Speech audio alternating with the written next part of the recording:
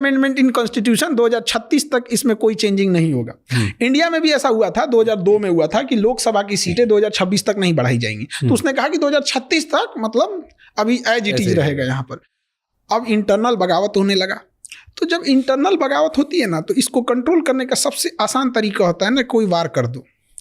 ऐसे ही माओ के टाइम पे हुआ था 1960 में चाइना में मार इंडिया में लड़ गए यहाँ पे। ऑब्वियस बात है, अभी आज चाहे महंगाई जितनी भी हो, चाहे जो भी हो, हमें अपने प्रधानमंत्री से या एट ए टाइम के प्रधानमंत्री या पहले के कोई भी प्रधानमंत्री लाख शिकायत होगी, लेकिन जब वार के टाइम पे तो हम सब एक हैं। कारगिल के टाइम पे कोई ये कह सकता है क्या कि हम अटल बिहारी वाजपेयी के साथ नहीं थे, भले उन्हें वोट न दिया हो। तो पुतिन के लिए युद्ध लंबा खींचना अपने विरोधियों को निपटाने का एक अच्छा रास्ता। निपटा दिया अंदर। वो क्या नाम थे उनको, वैगनार ग्रुप के थे, प्रेगोजिन की क्या नाम था, उनको जहाज से उड़वा दिया, जा रहे थे बेलारूस। तो रसिया का एक अलग है, वो लड़ाई को केवल ये नहीं देखिए वहाँ पे, वो चाहे तो खत्म करके आज ही ले सकता है, लेकिन लंबा कर रहा है, खींच रहा है उसको, उसकी पॉपुलैरिटी, उसका विश्वास, उसकी नेशनलिटी बढ़ रही है कि ये रशियंस के साथ है। रसिया को यही बचा रहा है, वो दुनिया को अपने यहाँ दिखा रहा है रसियन भाषा में बोल के। उसकी न्यूज़ तो चल रही है ना कि आज अगर पुतिन नहीं होता तो पूरी दुनिया रसिया को समेट चुकी होती, ना नाटो कहाँ तक चला गया रहता। दिखाएगा वहाँ पर कि ना क्रेमलिन बचा होता, ना मॉस्को बचता, ना पीटर्सबर्ग बचता, ना व्लादिवोस्टोक, सब यूरोप वाले कब्जा कर लेते। तो लोगों का रहता यही रहेगा, पुतिन ही रहेगा, 2036 नहीं जी 50 तक रहेगा। वार गलत है ना, लोग मरते हैं। वार गलत रहता ना, बांसुरी बजाने वाला कृष्ण कन्हैया महाभारत होने नहीं देते। कुछ लोग बात से सुनबे नहीं करते, लात देना ही पड़ता है। आप 32 देशों के ग्रुप जिसमें एटॉमिक पावर 3 के पास है, ब्रिटेन के पास है, फ्रांस के पास है, अमेरिका के पास है, पावर में सबसे ज़्यादा, लॉबी सबसे ज़्यादा, टेक्नोलॉजी सबसे ज़्यादा, हथियार सबसे ज़्यादा, यूएन में पहुंच सबसे ज़्यादा, इसके बावजूद ही 32 मिल के एक साथ रहेंगे और कहेंगे कि हमें कोई मारेगा, हम 32 मिल के मारेंगे। सद्दाम हुसैन को पूरा उड़ा दिया, सब लीबिया को पूरा उड़ा दिया, यमन को पूरा उड़ा दिया, सीरिया को पूरा उड़ा दिया। हमारे पास ये जितने देशों को उड़ाया, कम से कम 2 से 3 लाख इंडियंस वहां काम करते थे। हमें क्या मिला? कुछ नहीं। बीच मझधार में छोड़ के अफगानिस्तान को चला गया। अफगानिस्तान में हम लोग के करोड़ों इन्वेस्टमेंट है, सब फंस के रह गए। तो क्या मतलब बनता है आज के डेट में नाटो का? हिम्मत नहीं है किसी देश के पास ये कहने की कि नाटो गलत है। वो अलग बात है, बट गलत तो है ना। पर उनका मेन आइडिया तो ये है ना कि कोई भी एक दूसरा पावरफुल देश हम छोटे छोटे देशों को अलग तरीके से खत्म ना करे, इसलिए हम सब साथ में जुड़ के रहेंगे, क्योंकि हम सब बहुत पास में बहुत छोटे छोटे देश हैं। कौन? यूरोप वाले कहते हैं सब। हाँ, तो मेन मतलब तो इसीलिए तो स्टार्ट हुआ था ना नेटो, कि एक छोटा देश सारे नाटो हुआ था कि इसको कंट्रोल करने के लिए। उस समय रसिया बेलगाम था, यूएसएसआर था। तो यूएसएसआर इधर रसिया था। हाँ, तो ये बहुत बड़ा था, ये था छोटे छोटे जब थे। ये खत्म हो गए, जब आप कहें कि भाई हमको रसिया से डर है इसलिए हम ग्रुप बना रहे हैं, रसिया टूट गया, अब ये रहा, बड़े देश से भी खत्म करो भैया। तो फिर तो वही बात हुआ, इसके डर से आप बनाए और आप खुद बने गए, तो आपके डर से भी तो कोई और बनाना चाहिए। फिर चाइना बना लिया तो क्या गलत किया? चाइना बना ले, नॉर्थ कोरिया बना ले, इराक बना ले, ईरान बना ले, तालिबान मिल के बना ले सब, कि हम 5 पे कोई मारेगा तो हम मार देंगे परमाणु बम। उधर चाइना संशोधन कर दे कि हमारा ईरान एलआई है, हमारा नॉर्थ कोरिया एलआई है, तालिबान हमारा एलआई है, गाजा हमारा एलआई है, किसी पे अगर होगा तो हम अपने एटॉमिक पावर का यूज कर सकते हैं। तो हो गया काम खत्म।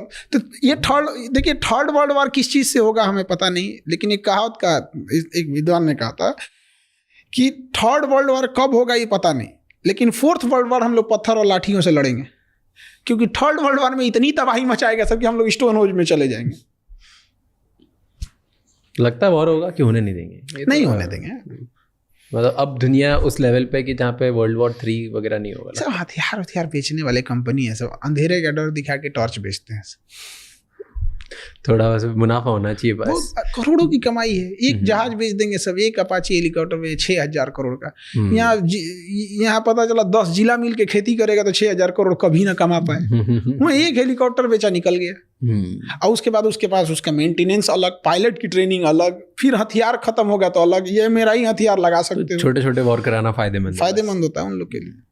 और वो लोग अभी एक स्पेशल फोर्स के ऑफिसर थे जो टेररिस्ट से लड़ते हैं इंडिया में, वो बता रहे थे हमें कि बहुत सारी बड़ी बड़ी वेपन कंपनीज वो आती है हमारे बॉर्डर एरिया में, जो नक्सलाइट्स है और जो हमारे ये मिलिटेंट्स हैं, इनको एडवांस वेपन फ्री में बांट के जाती है ताकि ये अटैक करें। और फिर वो वेपन से, क्योंकि वो एडवांस वेपन के साथ अटैक करती है, फिर आके वो देशों को जाके बेचती है कि यार देखो उनके पास इतने एडवांस है तो आपको भी एडवांस लेने चाहिए, फिर डबल प्राइस में देशों को बेचती है। जिस कंपनी का हथियार किसी टेररिस्ट के पास मिल गया उस कंपनी के ऊपर जांच होनी चाहिए और उसे इंटरनेशनली ब्लॉक करना चाहिए।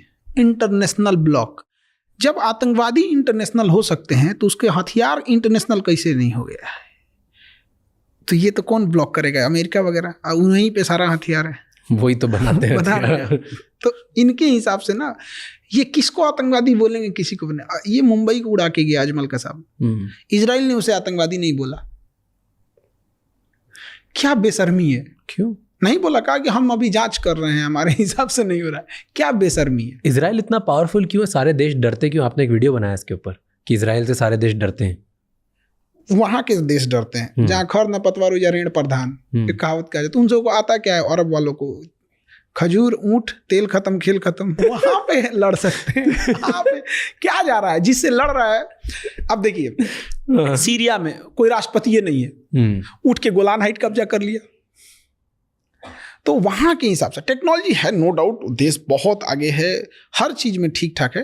बट समझिए विदाउट अमेरिका और नाटो के सपोर्ट से वो भी नहीं लड़ा। छोटा सा गाजा है जिसके पास ना अपनी एयरफोर्स है।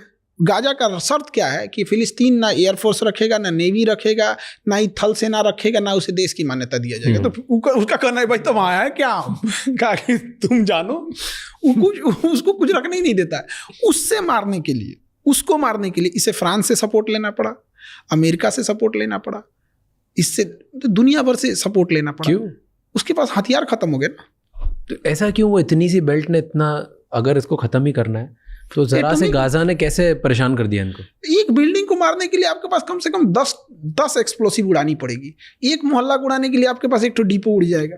पूरी कंप्लीट हथियार किसी को कंप्लीट डेमोलिश करने के लिए तो बनाया नहीं जाता। हथियार आपको आगे एडवांटेज देने के लिए बनाया गया। अब आप उसको कंप्लीट डिमोलिश करने के लिए जाएंगे तो क्या होगा? अब जेसीबी है थोड़े मोड़े खोदने के लिए, आपको ये पूरी शहर को खोदो, पागल हो जाएगा यार, हमको इसलिए बनाया ही नहीं है यार। वो तो परमाणु बम बनाया गया था कंप्लीट डेमोलिश करने के लिए। तो इनका ग्रुप बहुत तगड़ा है। इजराइल हो गए या नाटो वाले, इनका ग्रुप बहुत तगड़ा है। और ये नाटो वाले आए थे सब वियतनाम में, वियतनाम वाला इतना मार मारा था सबने, इतना मार मारा था सब कि जान बचा के भागे हैं अमेरिका वहां से। 20 साल लड़े थे, कुछ नहीं कर पाए, भगा दिया से वहां पे। क्यों नहीं हो पाया ये? इस वॉर के बारे में मुझे ज्यादा पता नहीं है, बट वियतनाम में अमेरिका वॉर नहीं जीत पाया। नहीं जीत पाया, कभी नहीं जीत पाएंगे वहां पे। देखिए, we can not fight with the geography. ना वो वियतनाम जीत सकते हैं और ना ही अफगानिस्तान जीत सकते हैं। केवल अमेरिका नहीं, रसिया भी तो हार के गया है। कोई नहीं जीत सकता। इवन ब्रिटेन वाले जब हमें गुलाम बनाए थे, लेकिन अफगानिस्तान को आज़ाद कर दिए थे सब। हमारी आज़ादी से पहले म्यांमार को साइड कर दिया सब 1935 के अधिनियम द्वारा 37 में। ज्योग्राफी ऐसी है ना, जैसे अमेरिकन वाले सब जो है ना जमीन पे नहीं लड़ सकते हैं, वो जमीन पे कभी नहीं लड़ पाएंगे। उनके पास टेक्नोलॉजी है, ऊपर से ड्रोन मार देंगे, हेलीकॉप्टर उतार देंगे, टैंक लेके घुस जाएंगे। लेकिन जहाँ ये काम नहीं आएगा वहाँ क्या करिएगा? अफगानिस्तान में पहाड़ है, वो चुपचाप लेट जाएगा, ड्रोन को पता ही नहीं चलेगा साइड में है। और ड्रोन उड़ेंगे ना तो पास में आकर ले जा यहाँ से।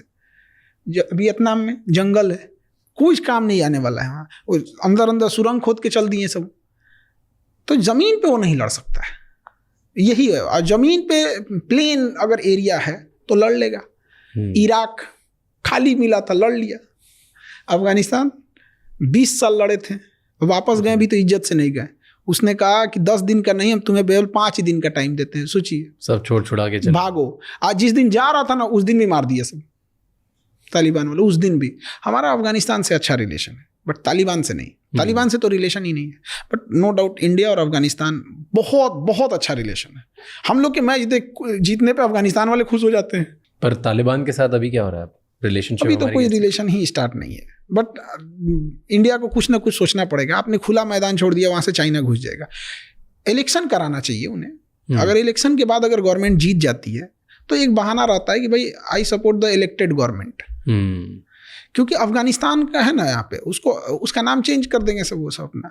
तो गवर्नमेंट को सोचना चाहिए, क्योंकि अफगानिस्तान हमारे लिए बहुत अच्छा चीज़ है। क्योंकि मेरे दुश्मन का दुश्मन मेरा दोस्त, हमारा दुश्मन पाकिस्तान है, उसका दुश्मन अफगानिस्तान है, उसको सपोर्ट करना। हमें अफगानिस्तान खुला नहीं छोड़ना चाहिए। अफगानिस्तान से तो बहुत लोग अभी भाग रहे हैं। करेंगे क्या बेचारे वो लोग, मरेंगे वहाँ। तो वहाँ पर तभी मैं लंदन में था, और जहाँ पर टैक्सी ड्राइवर था मेरे साथ, वो अफगानी था। और वो बता रहा था कि अफगानिस्तान में कैसा रैकेट चलता है लंदन आने के लिए। तो अफगानी लोग पाकिस्तान जाते हैं फर्जी